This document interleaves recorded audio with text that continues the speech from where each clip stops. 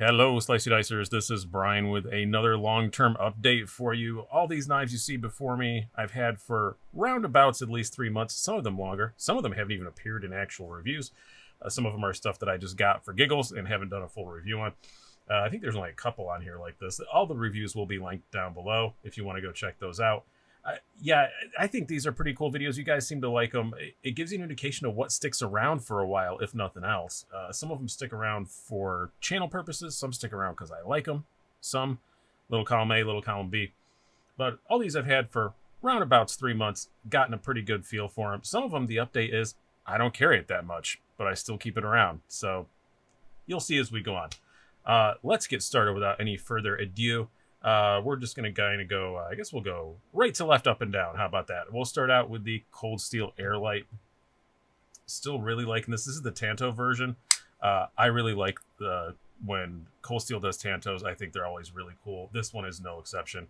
This one I do try to put through a lot of use, primarily because it's that AUS 10A steel. I have a couple other Cold Steels in AUS 10A, but they're big beefy suckers. I have a Formax and a Chris Voyager.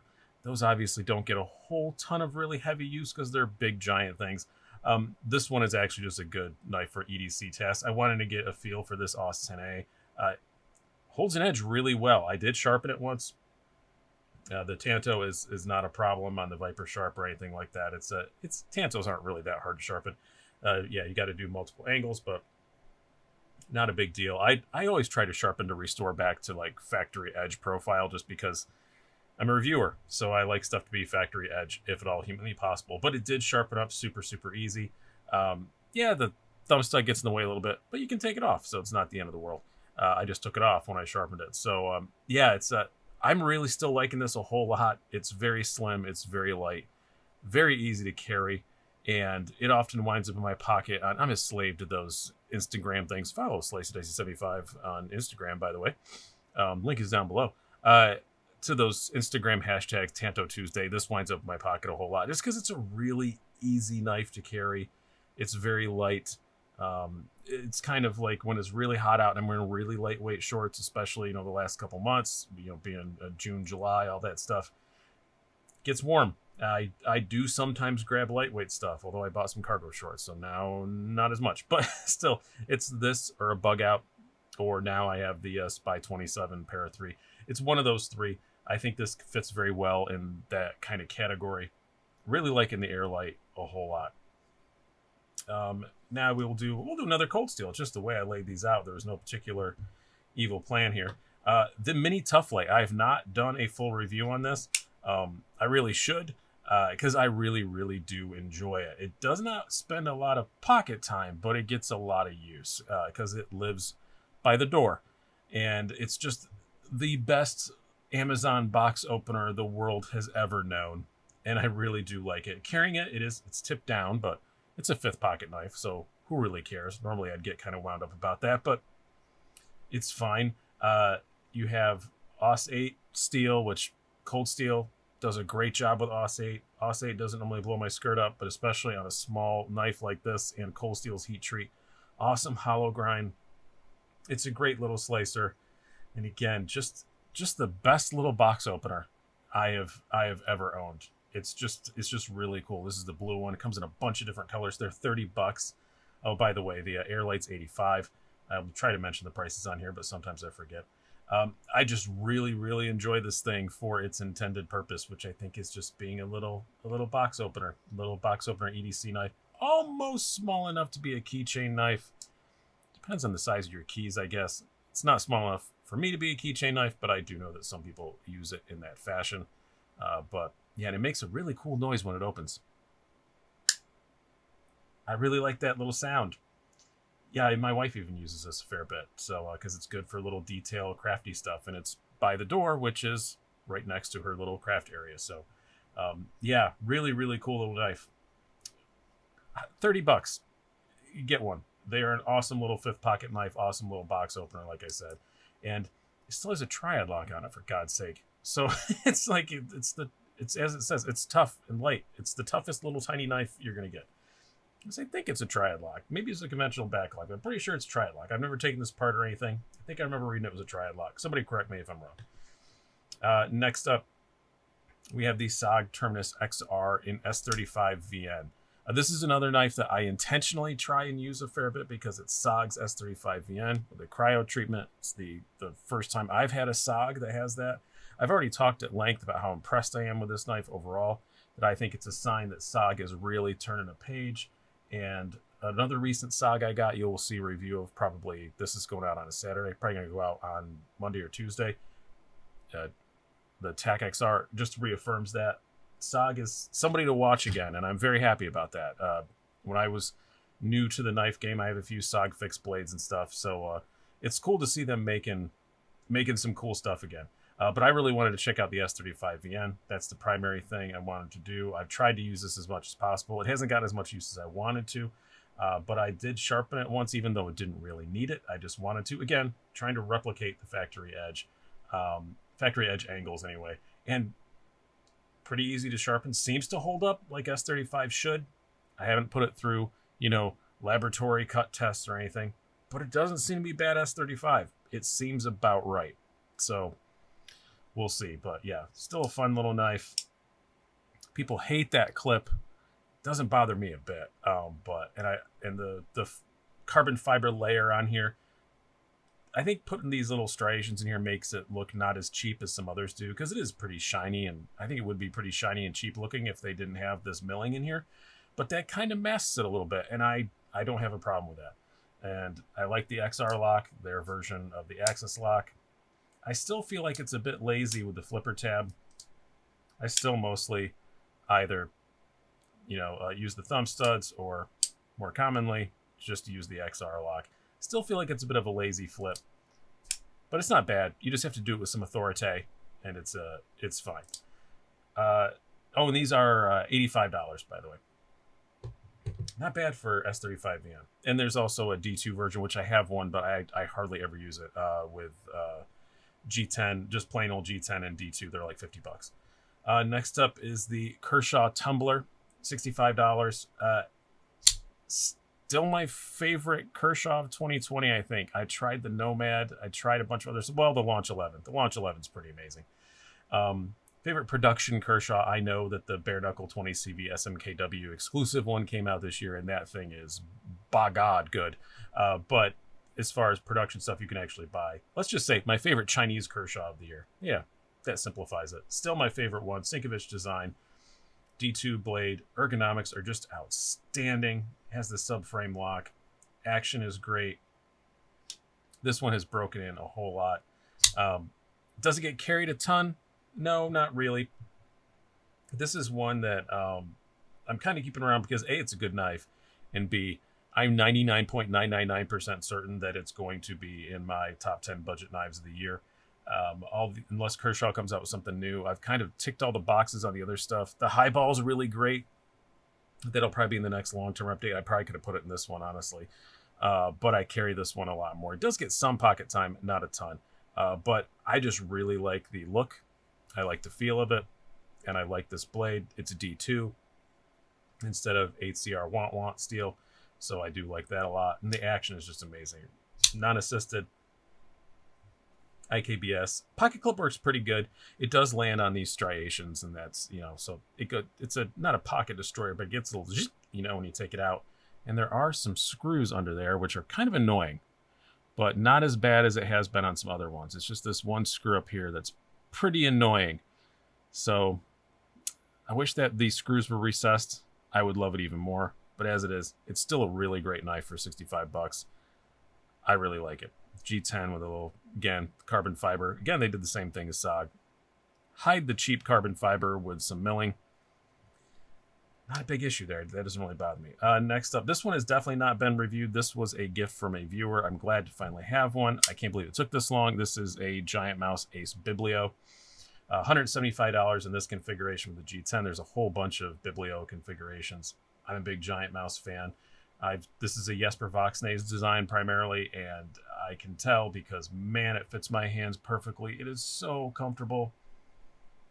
I'm just really, really loving this knife. Great steel. I can't remember what it is at the moment. I believe it's M390 or LMAX. I can't remember. But just great in the hand. I love where the jimping lies on here. it did come this way with this very fancy edge on it. So I've stropped it a couple times, but yeah, I probably didn't do the guide justice the way it came. You can see the tip's got some scratches on it there, but oh well. But it's just so comfortable in the hand, just the right size for me for kind of EDC stuff, and the action on it is plenty good enough. I have heard that some of the early Biblios were a bit inconsistent. This one is not. Wire pocket clip, I like those. Not particularly deep carry, but that doesn't bother me too much. They're still a little bit sticking out there to grab a hold of. I wouldn't have minded if they moved this up just a skosh, but it's fine. And it's just an excellent, excellent, excellent, excellent EDC knife. Love the Biblio. Kind of think instead of doing a full review on it, I might get like another variant of the Biblio, or get a couple loaners or something, as I failed to flip it there. And maybe do like a little ode to the Ace Biblio or something like that instead of doing a full review, because it's been reviewed to death. I do mostly not use that flipper tab. I mostly just use the thumb hole. It feels much like the SOG. Much more authoritative when you're spuddy flicking it or using the thumb hole. Flip is a little lazier. It doesn't make the bang. So I mostly use the thumb hole, but great freaking knife. The Biblio is just awesome. Can't believe that I hadn't had one until somebody just gave me one. I think I was whining about it on a live stream that I hadn't had one, and some guy just gave me one, so that is awesome. Next up, one that you guys ask about all the time, the Quiet Carry Waypoint, because it never makes the top 10 like most carried for the month. It's always right outside that list, though. It just hasn't made it because there's so much new stuff coming in. If I hadn't had any new stuff coming in, new little shiny things to distract me, it would probably be in my top 10 every single month. LC200N,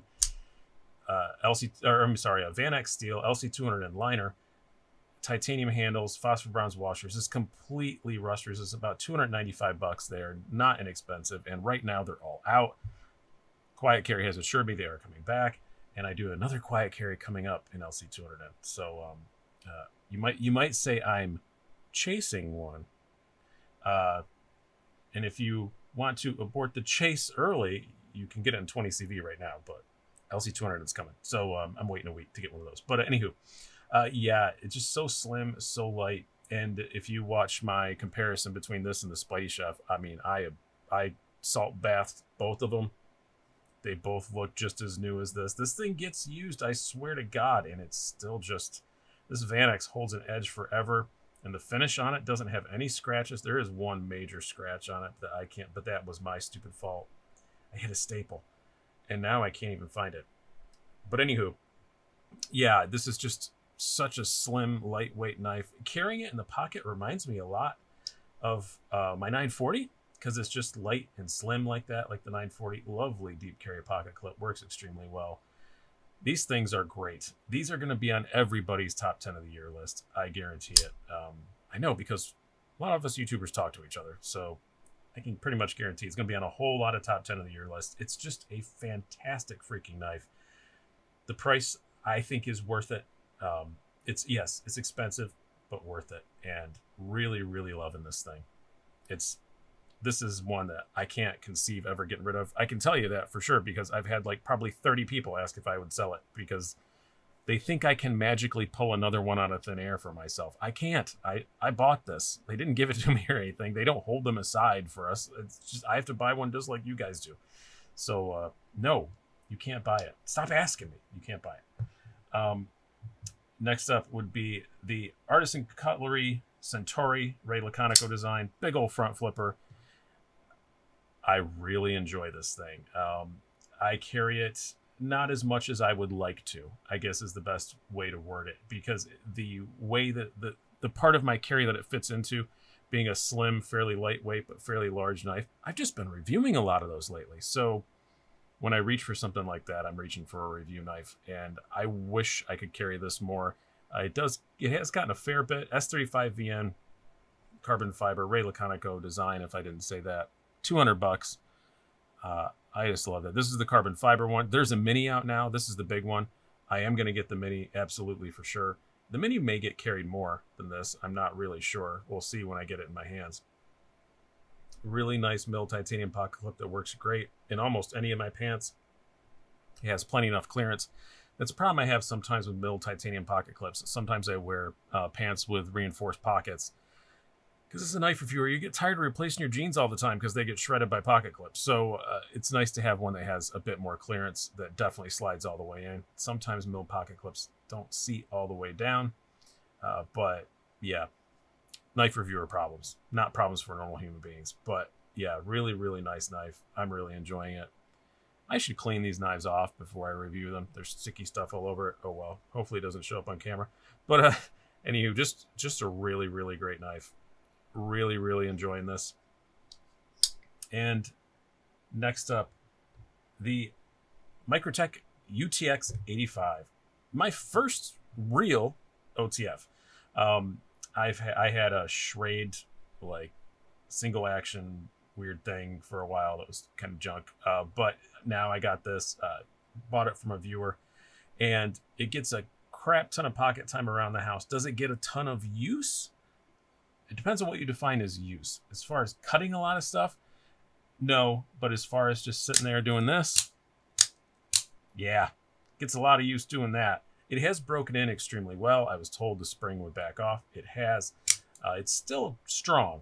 I briefly had a used Guardian Tactical Recon 035 that I like enough that I wanted a new one, which I'm still trying to track down the proper one.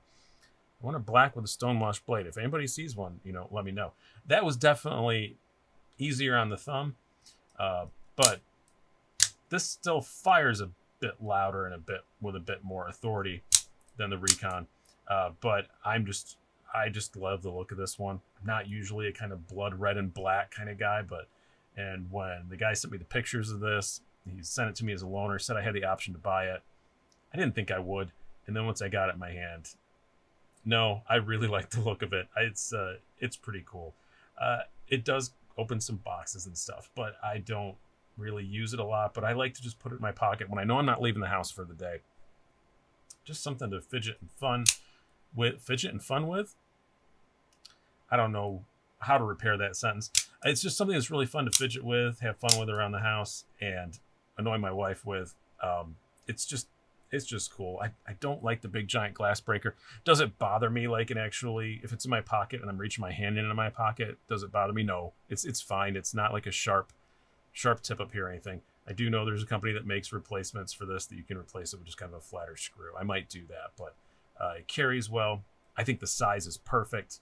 I think an Ultratech I probably wouldn't carry much because it's too big, and I think a UT X70 would be too small for my hands, and I think the UT X85 is just perfect. I think it was Birdshot 4 called this one of the ultimate. Oh, that was weird. Oh, I failed it. Well, that's the first time that's happened. So there's a long-term update for you. That's the first time I've had it do that. So it didn't go in all the way. Well, that was weird. Live television, everybody. Other than that one time, it's been extremely reliable. I've never had it fail on me before, so that's unique. Sorry, Microtech. That's just live television. But yeah, I still love this thing a whole lot, despite its one little fire failure there. Next up, we will do the Benchmade Mini Bugout. This is the Stormtrooper edition, the white one. I dyed the scales red. Normally, modifying a knife indicates that I'm going to keep it a long time. This I modified because I hated the white, and when I was carrying it for the review, I was constantly having to clean it to keep it clean for the review. And my hands don't sweat or anything. It just daily grime. It was always looked tan, at the end of the day, just being in my pocket. And so I dyed it red. It came out looking cool. My update is I never carry this thing. I keep it around for comparison reviews and for size comparisons and stuff. As soon as they come out with one in another version, I'll probably sell this one and get that for the same reason. But at the end of the day, if I'm going to carry something really lightweight like this, unless I just really need to have a less than 3-inch blade, which a lot of people do, understand that. Yeah, much prefer the full-size Bugout or a Pair 3 lightweight, or like I said, the Airlight. It just doesn't blow my skirt up. I just don't see anything it does better than the full size. I get why they did it. It's for legality purposes, but yeah, I don't worry about those as much. So I'm not in a place where I have to. So It just doesn't fit my hand as well. It's fine. It's absolutely fine for what it is, but this update is it never gets carried. As you can see, no scuffs on the coating, anything like that. It's good knife. Not for me. Next up would be the Spyderco Smock. Now, this is one I modified because I do love it. It's just such a fidgety little thing. I put these scales are from Sharp Dressed Knives, and it has a I think this is an actual Casey Lynch clip. I can't remember if it's Casey Lynch or MXG Gear. This is a Casey Lynch clip. And I just love the way it looks with these micarta scales. It fills in the holes that a lot of people don't like. And I did do the instant modification I think everybody should do to these. I removed the second detemp ball, so you can do that. A stock smock, I rhymed. You can't do that because there's a second detemp ball. So if you push on the button lock to open it, it won't fly open. So that's all that button does. Some people say it does make the detent a bit stiffer. I can't really tell much of a difference. I'm sure it does, but this is another knife. Does it cut a lot of stuff? No, probably not as much as a lot of my other knives, but it's just so much fun to play with. You can deploy it like any way you can think of deploying it.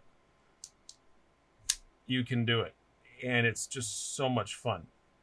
Even with these really pretty scales, though, does it look good? No, not particularly. But it does look infinitely better with these scales, and it's just it does have a very slicey blade, though. When I do cut stuff with it, it does have a nice hollow grind S30V blade, so no problems there. It actually is a performer. It will cut things. I just don't find myself doing it that much. I have found. I didn't notice till I got ready to do this. It has drifted off a little bit. I don't know if that's just because the screw has come loose in the pivot, because obviously it's been apart.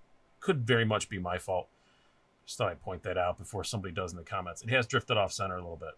It's not touching anything or anything to worry about, but I'll take a look at that later, see if it's just because that maybe I didn't put enough Loctite on the screw when I put it back on the pivot screw and I put it back together. I don't know, but yeah.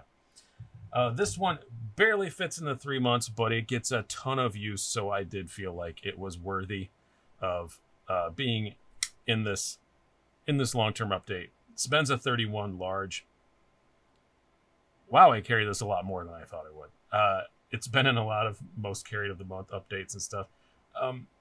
Do I have knives I like better in this same price range? Yeah, I think I do overall, objectively, but. And obviously I removed the lanyard. Casey Lynch milled pocket clip. This is actually meant for the small Sbenza, somebody pointed out to me. On Blade HQ, they didn't specify one or the other. I guess he does make two.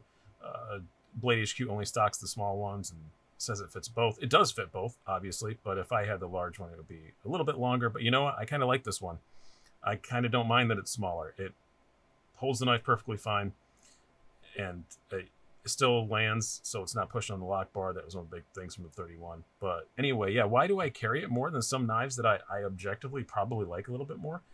I'll admit, it's stupid man brain. I've said it before in other videos with this knife on it. It's just cool to know you have a Sbenza in your pocket. And there's zero wrong with this knife. I mean, it is a great EDC option. It's just comfortable enough in the hand. The blade is great.